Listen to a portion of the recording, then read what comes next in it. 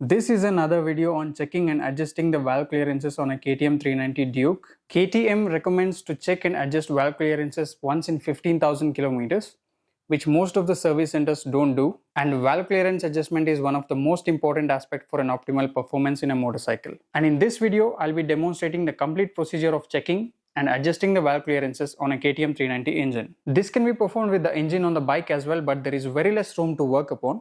And as I have already dismantled the engine for some piston work, I will be doing the valve clearance check and adjustment before I mount this back onto the chassis. So we first take the head cover off by loosening these 10mm bolts. The head cover gasket then comes off, followed by the spark plug sieve gasket. I have already taken off the spark plug and have inserted the tissue paper so that nothing falls inside. So we then take off this spark plug sieve. So we now have the access to cylinder head, and the valve clearance has to be measured between the cam lobe and the rocker arm. And before we make any measurements, the engine has to be on the top dead center. That means the piston has to be on the top on the compression stroke. To set the engine on top dead center, we first need an access to magnet cover by taking off these two caps. As I have already loosened them, I am taking these off by hand. There is a 40mm bolt inside the magnet cover which can be rotated to set the engine on top dead center. There is a mark on the magnet cover. Also there is a reference mark on the wheel. So we're gonna rotate this wheel until we align the reference mark on the wheel to this arrow mark.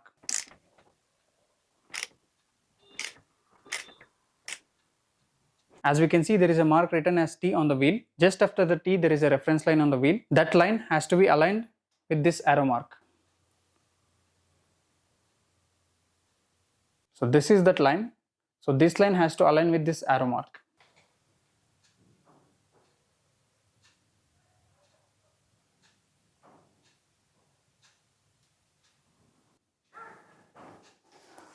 This way. So now we can say that the engine is on top dead center, and another method to verify it is these four lobes, cam lobes, should point upwards at an angle of 45 degrees to the cylinder head. Also the piston is on top, as we can feel it by inserting the screwdriver. Also there are reference marks on the cam wheels where there is T written. So this T has to be on top, and there are reference marks which has to align with the cylinder head. So with the engine on TDC, it's time to take measurements. I'm using a filler gauge to measure clearance between the cam lobe and the rocker arm. So we first measure the clearances on the intake valves. The tolerance for the intake valve is 0.08 millimeters to 0.12 millimeters. So I'm going to first start with intake left. So 0.08. This is too loose. 0.09. This is again a bit loose. 0.10.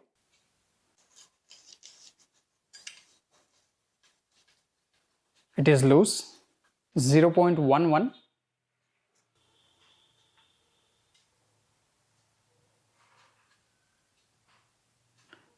0.12. So 0.12 is a bit tight.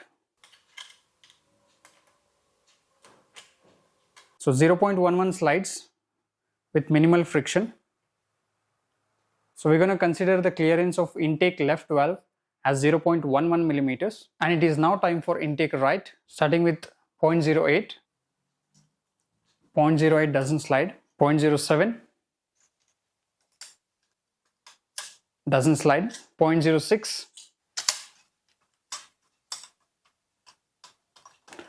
doesn't slide. 0.05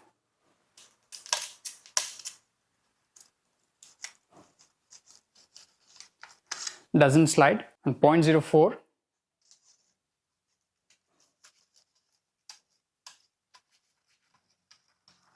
and even 0.04 doesn't slide, and I don't have a feeler gauge below 0.04 millimeters. So we can consider the clearance of the intake right valve as less than 0.04 millimeters. So we are done with the intake, and we'll check the clearance of exhaust valves now. And the tolerance for exhaust valve is 0.13 to 0.17 millimeters. So exhaust left, and starting with 0.13 millimeters.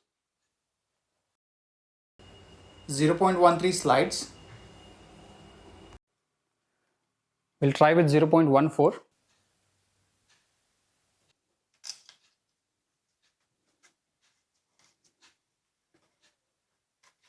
So 0.14 millimeter slides. We'll try with 0.15. 0.15 perfectly slides with minimal friction, and we can consider the clearance of exhaust left valve as 0.15 millimeters. And we now check the clearance of exhaust right valve, and before checking the clearance of exhaust right valve, there is this decompression device. So this has to be lifted up to check the clearance of exhaust right valve. So starting with 0.13.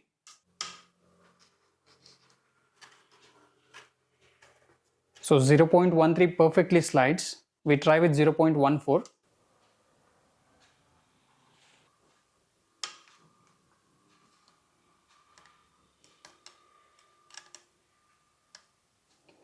So 0.14 is too tight, and we can consider the clearance of this valve as 0.13 millimeters. We now have the clearance of all 4 valves. This is the tolerance specified by KTM with intake 0.08 to 0.12 millimeter and exhaust 0.13 to 0.17 millimeter. So we have the exhaust left, which is 0.15 millimeter, which is within the tolerance, and we have the exhaust right measuring 0.13 millimeter, which is again within the tolerance. We have the intake left with 0.11 millimeter, which is within the tolerance, and we have the intake right with less than 0.04 millimeter, which is out of tolerance, and we have to adjust the clearance of intake right valve. So to adjust the valve clearance, we first take off the camshafts by loosening this cam bearing bridge.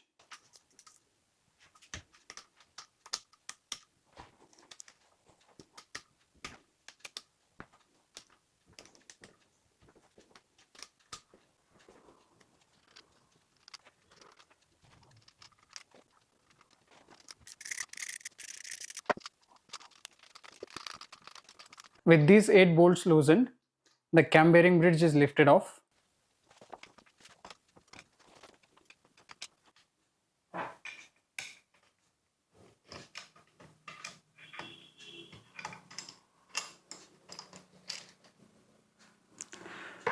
And there are 2 dowels here. This has to be taken off. Timing chain is detensioned.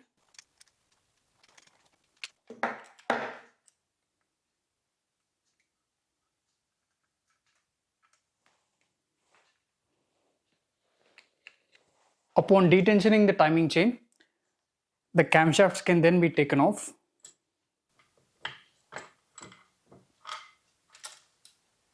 In this case, I have just taken out the intake camshaft, as I have only the intake right valve which is to be adjusted. So the intake right shim is then taken off by lifting up the rocker arm.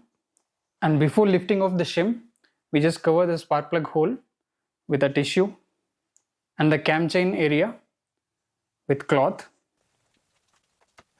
just in order to avoid shim falling inside the chamber. And the shim is then lifted off.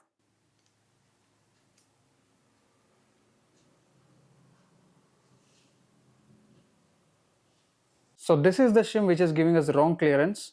We first measure the thickness of the shim with the help of a vernier caliper.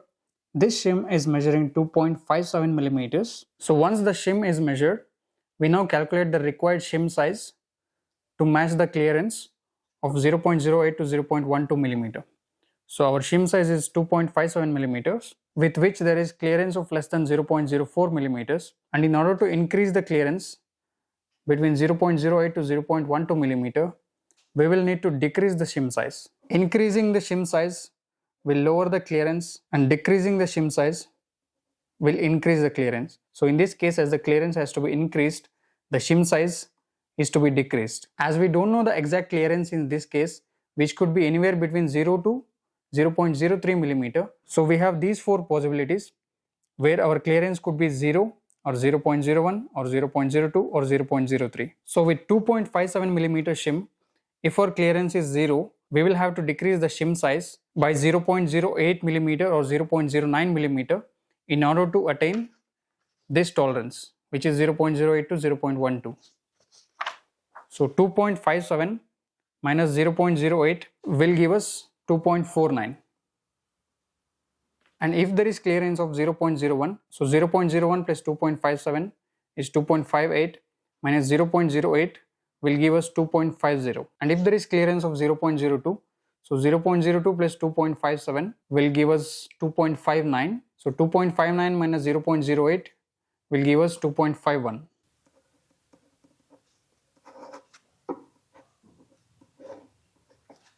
And if there is clearance of 0.03, 2.57 plus 0.03 will give us 2.60 minus 0.08 will give us 2.52.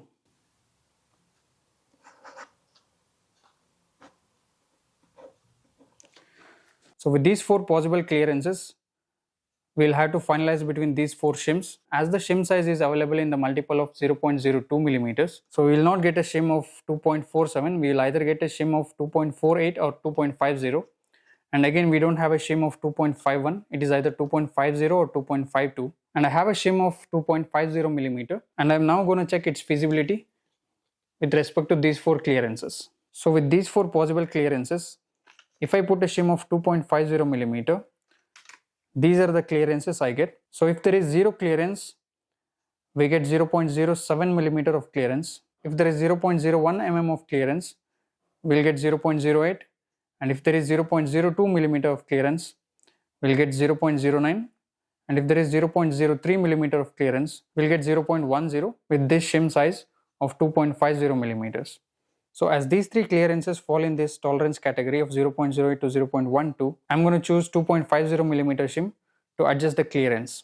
As I didn't have the filler gauge of 0.01 or 0.02 or 0.03 millimeter, I had to do all these calculations to check out the possibilities in case if the clearance is exactly measured. So for example, consider we have the clearance of 0.04 millimeter on this valve and our shim size is 2.57 millimeter. And the tolerance for this is 0.08 to 0.12 millimeter. So we have the shim measuring 2.57 plus we have the clearance which is 0.04 millimeter.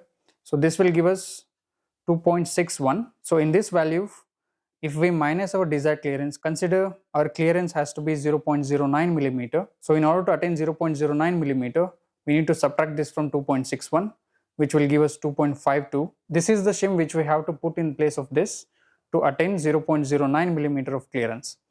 Also, if our desired clearance is 0.10, we subtract this from 2.61, which will give us 2.51. So in order to attain 0.10 millimeter of clearance, we will need a shim size of 2.51. So as I have already mentioned, the shim sizes are available in multiples of 0.02 millimeter. So we'll have to either go with 2.52 or 2.50. So we have to check the possibility accordingly and install the new shim. We'll now put this new shim 2.50.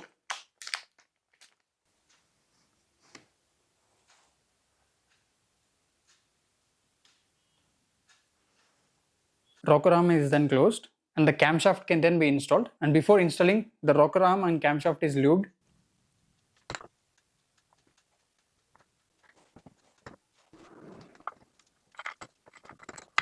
And before installing the camshaft, the engine has to be again in the top dead center. The camshaft is to be aligned such that the T is on top and these two reference marks match the cylinder head.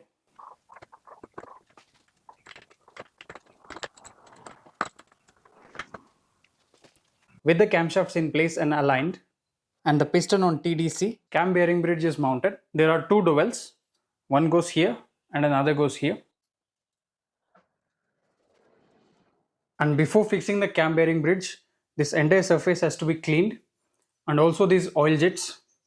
So this entire cam bearing bridge with all the oil jets has to be cleaned. I have made another video on complete assembly of camshafts. In case if you have missed it, the link is in the description below. As I have already cleaned this, I'm going to install it straight away. The cam bearing bridge goes this way.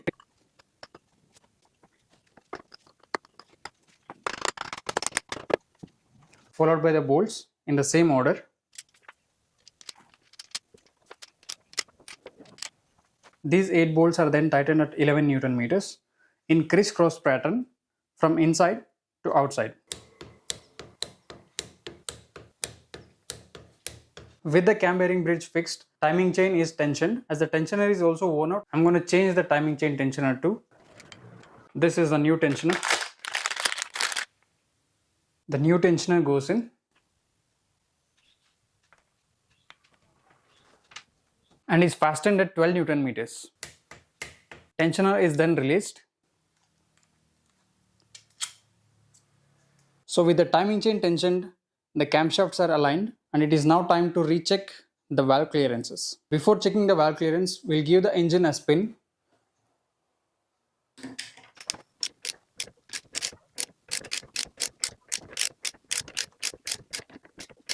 We have given an engine a 2 to 3 spins and have set the piston again on the top dead center, and we'll now check the valve clearances. We will first check the intake right, which we had adjusted, starting with 0.08. So yes, 0.08 is a bit loose. We'll go with 0.09. So yes, 0.09 slides perfectly with minimal friction. We'll try 0.10. So 10 is tight. That means we have got the clearance of 0.09 millimeter, which is exactly within the range. Also, we'll again check the clearances of the remaining 3 valves as well. As in this process, we had removed the cam bearing bridge and we have retorqued these bolts. We'll again recheck the clearances of these 3 valves and ensure all the valves are within the tolerance. And this is our revised and adjusted clearance with exhaust measuring 0.15 on the left and 0.14 on the right. Both are within the tolerance, and intake measuring 0.10 on the left and 0.09 on the right, and these two are again within the tolerance. And with this done, it's now time to put the things back. This bolt of timing chain tensioner is fastened, followed by the spark plug sieve, and as there are O-rings inside, a dab of grease is applied in order to avoid damage while inserting the spark plug sieve.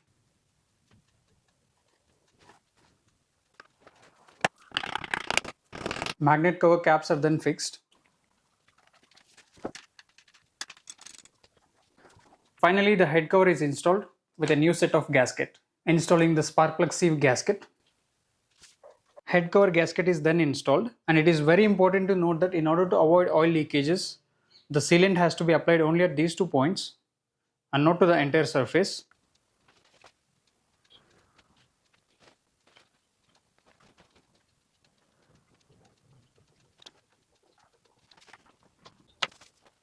The sealant has to be applied towards the outer half and not to the inside in order to avoid sealant hardening and falling inside the chamber. The gasket is then fixed.